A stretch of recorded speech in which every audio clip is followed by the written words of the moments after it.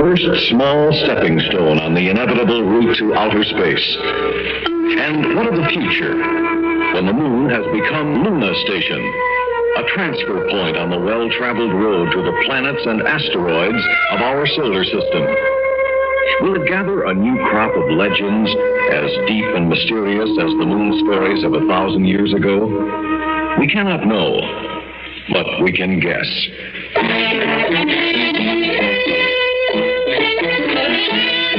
Theater 5 presents The Wandering Spaceman.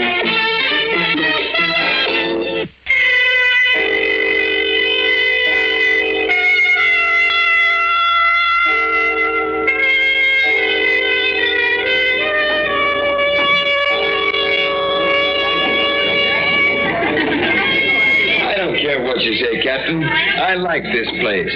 The drinks are honest. The girls are pretty. Oh, there are a lot worse houses around here on Luna Station. Frank, I've been looking for you. When did you get in? A little while ago. Take a seat, Lars. We were just talking about you. Yeah, I can just guess the sort of things these baboons were saying. Come to the office with me, Frank. We can talk privately. All right. See you, gentlemen.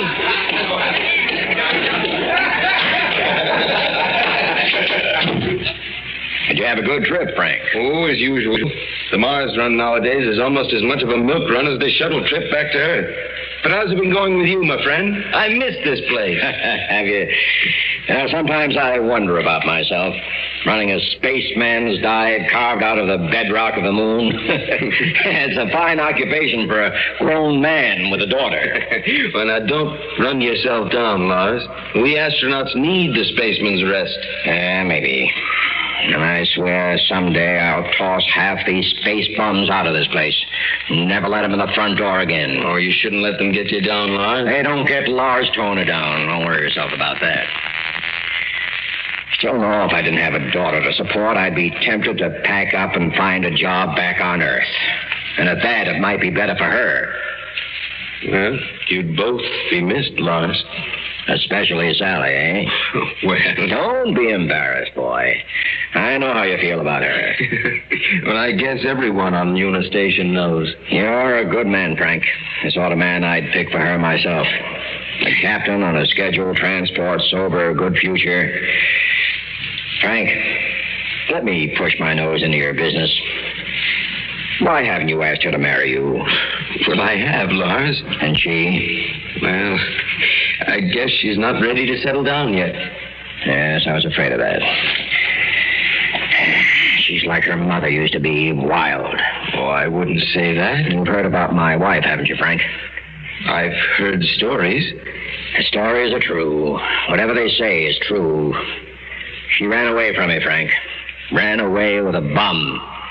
Left her husband and her baby for a no-good pilot of a tramp freighter who set his course towards Venus, traveled too close to the sun and burned himself, his ship, and my woman to a blackened cinder. Oh. Sally was only 1 year old then. I raised her myself, watched her grow into a woman who looks like her mother did, and with her mother's blood. She isn't her mother, sir. Maybe she's not. But she has the same streak of wildness in her.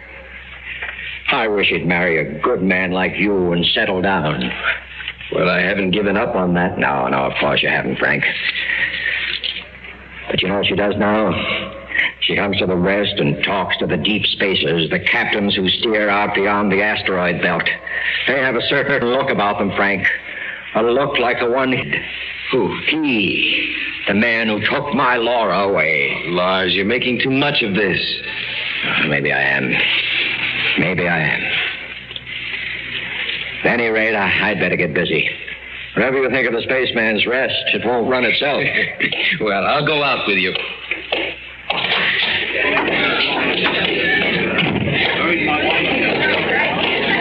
Look, boy, there she is. You understand what I mean now? What? Sally. Look who she's with. He's one of them, all right. You can tell by looking at him. Tall, lean, with eyes you hardly dare to gaze into because of what they may have seen. She met him a week ago, and already she can't leave him alone. She's drawn to him, man, like a moth is drawn to a candle flame. I ought to go over there. Take it easy. They're only talking. There's no crime in that. Only talking, yes. But what are they talking about?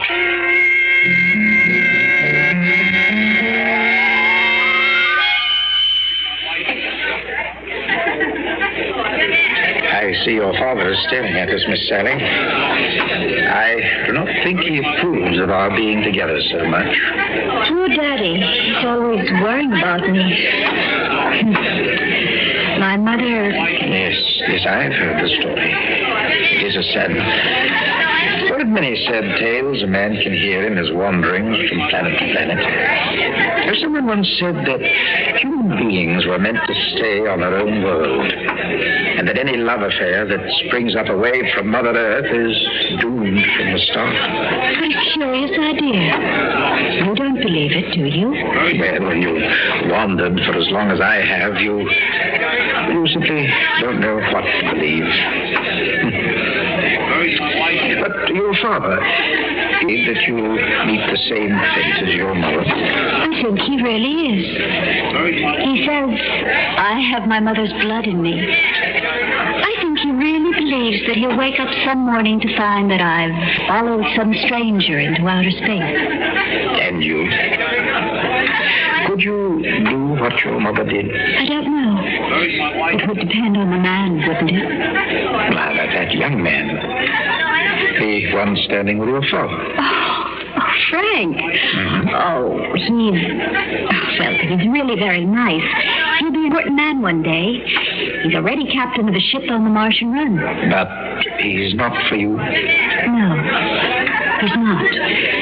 I sometimes wish he were, but he's not. Oh, why am I telling you all this? A week ago, we were strangers. And if I were your father, Miss Sally, I would worry about you in much the same way he does. You should be more wary of strangers. But why? What can happen to me here? You can say. A man from deep space might be anyone. He might be a dangerous criminal, or worse. He might even be the wandering spaceman. Oh, who? A wandering spaceman. Now, don't tell me you haven't heard the tale. No, I haven't. Well, it also is a sad tale. The wandering spaceman was a captain in the early days of the Venus run. He was young, bright, ambitious. Then one day, he met a girl. One very much like you, Miss Sally. He thought of her as the planets, the stars, the whole universe. Became engaged, and he had one more trip to make before they were to marry. While the captain was in space, the owner of the space line happened to come to Luna Station and met the girl. He was neither young nor handsome, but he did have one advantage. He was very, very rich. The girl left for Earth with him just 2 days before her captain was to arrive back on Luna. At first, he thought of going after them, killing them both. But he realized that would solve nothing.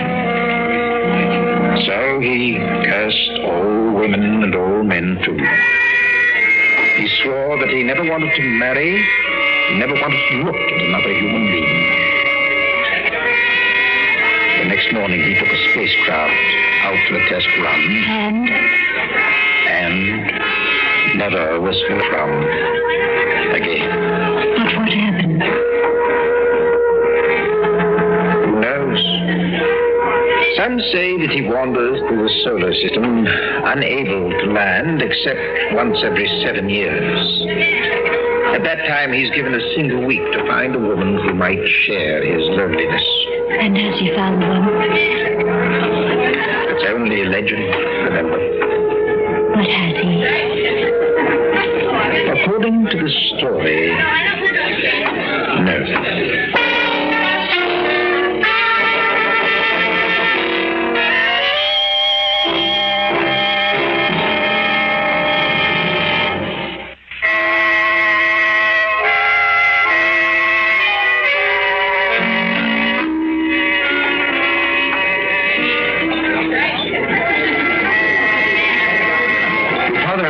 worried about you, Sally.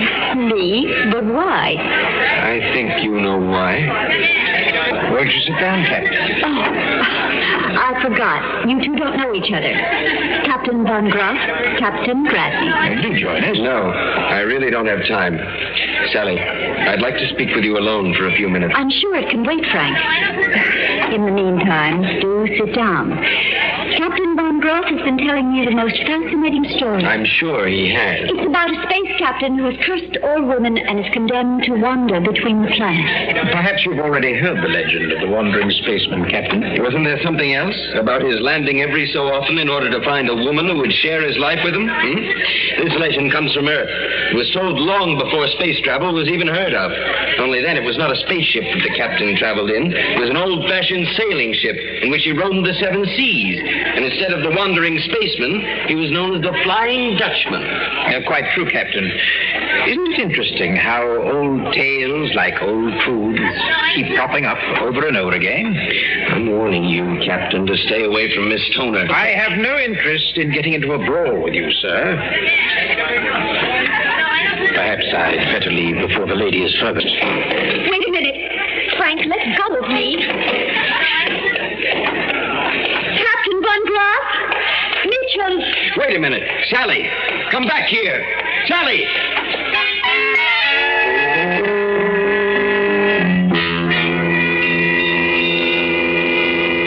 Mitchell, wait for me. You want me, Miss Sally? I'm so sorry for what happened with Frank. When I see him again, Oh, don't be too hard on the young man, Sally. I can't blame him for what he did. If I had a girl such as you... But I'm not his girl. I've already told you that. And you're so literal, my Sally. Very well, if I admired a girl like you, if I hoped to have a girl like you, then I would not be happy to see you with a man like myself. Sally, we have been seen together far too much over the past week for your friend's peace of mind or for your father's, for that matter. And why shouldn't I be seen with you? Use your own good judgment, Sally. What do you know of me? Only that I'm captain of the Stranger, the tramp freighter, doing odd jobs out among the larger asteroids. It's not a very good prospect for a lovely young girl. No one seems to bother to ask me what I think. Yes, you are right, Sally. Well, what do you think? Well, I don't know. Except that I want to know more about you.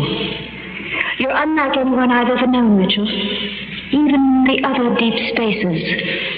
Somehow I have the feeling that we were intended to meet. Perhaps it is better that we won't be seeing any more of each other. What do you mean? I'm leaving today, Sally. My ship is repaired, and I must go back out there, where I came from. Must you? Can't you stay a second week at least? No. No, I can't. Take me with you, then. Take you with me? What? Take me with you.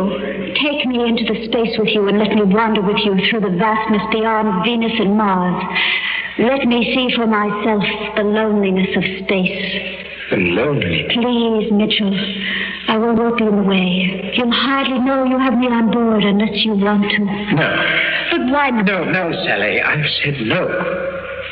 You are a silly, romantic child. Now, stay here on Luna Station where you belong. Or better still, if I were your father, I'd take you back to Earth where you can get those ridiculous notions out of your head. Mitchell. Sally, I mean it. You don't know who I am. You don't know what I am. I think I do. I'm like the wandering spaceman we were talking about. No one knows where I go or what I do. Sally, I travel into space and disappear for 7 years. I know. I'll say goodbye to you now, Sally. I'm going to the launching platform. Goodbye. Yes. You'll forget about me, Sally. You'll have to forget about me. Kiss me once before you go. Kiss you? Yes.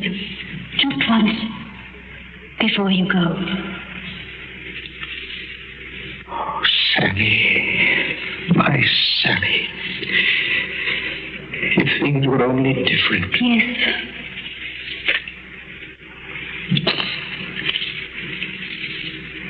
Goodbye. Sally? Sally? There you are. Your father's worried sick. Van Graff's due to take off within the hour, and he was worried that you decided to take off with him. What? But take off with him. Stow away if you had to. Stow away. Oh, come, Sally. No.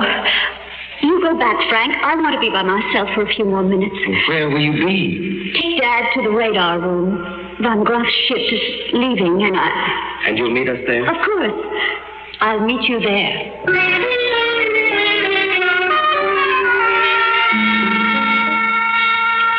But I don't understand. Why didn't you bring her with you? Don't worry, Lars. She said she'd meet us in the radar room. I suppose she wants to watch Van Graff's ship as it gradually moves off the screen. Yes, I suppose.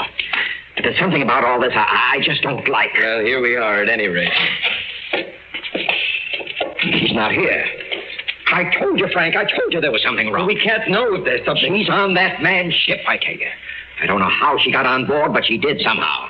I tell you, she's there. Well, if you're sure, we could have the ship searched. Don't waste time, man. Do it. Launching room? Launching room. This is Captain Gradney speaking. I want you to hold the countdown for the spaceship Stranger, bound for the asteroid. Captain's name is... What's that? Are you sure? Well, yes, of course. Thank you. What is it? It was just taking off as I was speaking. I knew it. We actually don't know she was on board. Where else would she be? Turn up that number 3 screen to see if we can track his ship. There. It's that bright blip over there. We can keep her in sight for 2 or 3 hours. I see it. It's starting the elliptical course towards the asteroid belt. Oh, look. What happened? The blip. What happened to the blip? It's gone. But where? How did it go? No. Let me see if I can find it on another screen. Could there have been an accident? A meteorite?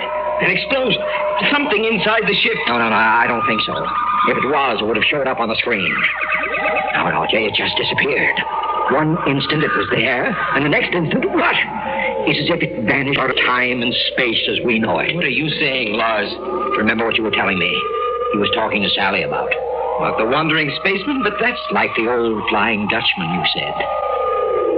Van Graff is a Dutch name.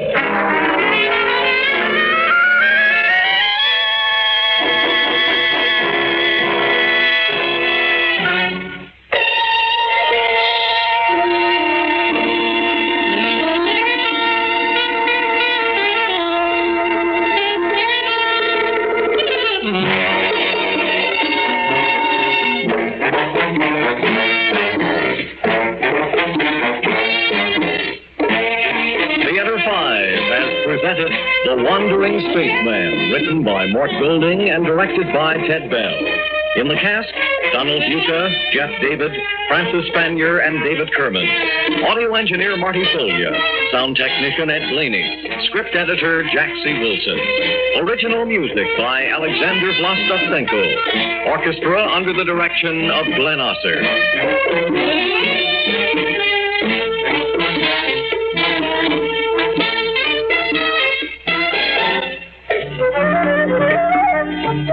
Executive producer for Theater 5, Ted Bell. We invite your comments. Write to Theater 5, New York 23, New York. That's Theater 5, New York 23, New York.